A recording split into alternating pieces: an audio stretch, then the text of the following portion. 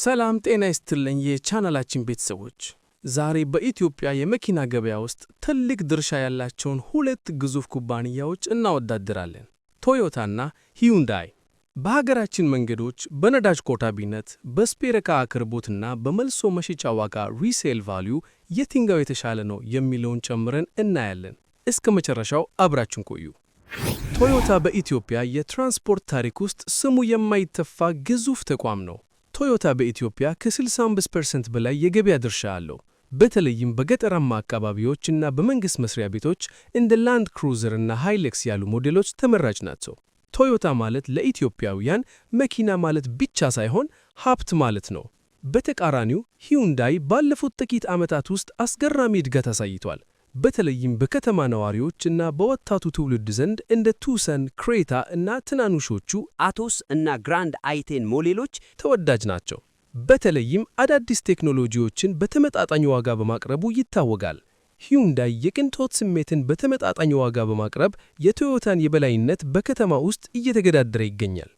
የሀገራችን መንገድ ሁኔታ በተለይም ከዋና ዋና ከተሞች ውጭ ያለው ወጣ ገባና አስቸጋሪ መልክዓ ምድር ለቶዮታ ብዙ ፈታኝ አይደለም ማለት ይቻላል። የቶዮታ መኪናዎች ለከባድ ጭነትና ለረጅም ጉዞ ታስበው የተሰሩ በመሆናቸው አይበገሬ የሚል ስም አትርፈዋል። ሂዩንዳይ በበኩሉ ለከተማ ምቾት ቅድሚያ ይሰጣል።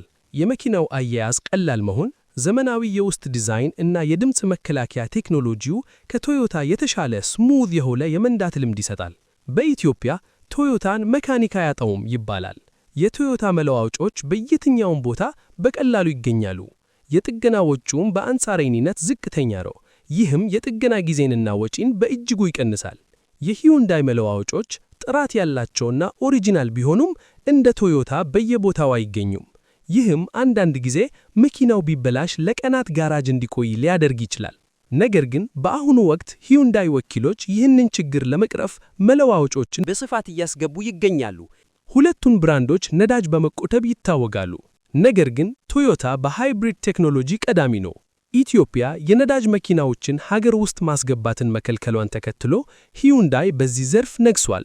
እንደ አዮኒክ 5 እና ኮና ኢቪ ያሉ የሂዩንዳይ የኤሌክትሪክ መኪናዎች በባትሪ ጥንካሬና በቴክኖሎጂ ቶዮታን ቀድመውታል። ቶዮታ በበኩሉ በBZ4X ሞዴሉ ወደ ገበያው ቢመጣም ሂዩንዳይ ግን ቀድሞ መሰረቱን ጥሏል። በኢትዮጵያ መኪና መግዛት እንደ ኢንቨስትመንት ነው የሚታየው። በዚህ ረገድ ቶዮታ ንጉስ ነው። የቱንም ያህል ያገለገለ ቶዮታ ቢሆን ገበያ ላይ ሲወጣ ዋጋው አይቀንስም፣ እንዲያውም ሊጨምር ይችላል። ሂዩንዳይም በመልሶ መሸጫ ዋጋው እየተሻሻለ ቢመጣም አሁንም እንደ ቶዮታ በፍጥነት አይሸጡም። ዋጋውም በተወሰነ መልኩ የመቀነስ ሁኔታ ያሳያል።